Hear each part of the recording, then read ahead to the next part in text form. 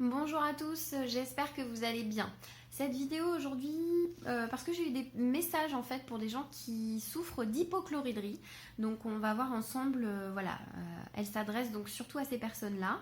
Donc toutes les personnes qui souffrent d'hypochloridrie, que ce soit pour une quelconque raison, si c'est un problème de stress ou si c'est parce qu'elles prennent notamment des antiacides, donc ce qu'on appelle les inhibiteurs de la pompe à protons, les IPP.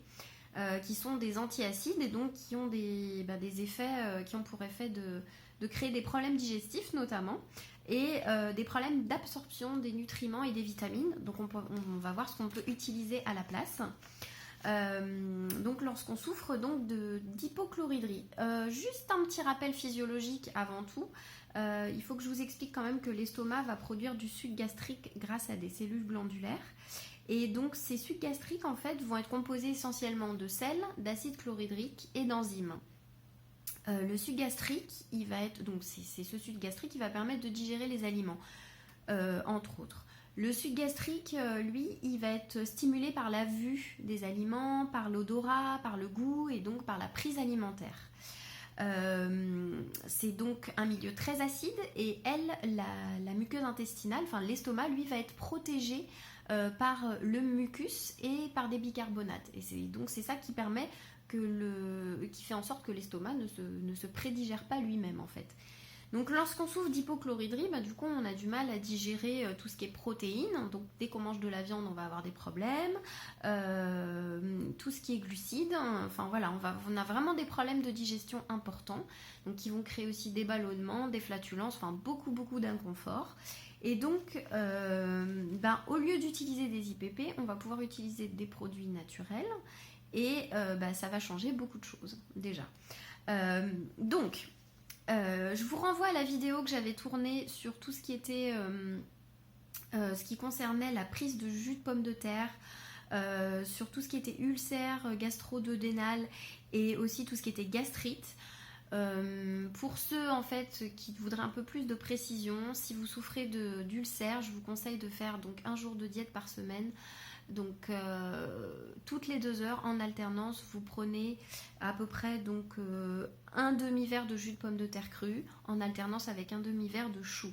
Voilà, donc ça va vous permettre de réparer la muqueuse digestive là où il y a l'ulcère. Ça c'est la première chose à faire et de prendre un petit rappel donc du macérat de figuier qui est ici, donc des bourgeons de figuier. Donc ça c'est très efficace, du laboratoire La Royale, je vous le mettrai en dessous comme d'habitude la description. Voilà. Donc ça c'est le remède de l'ulcère. Je vous renvoie à la vidéo.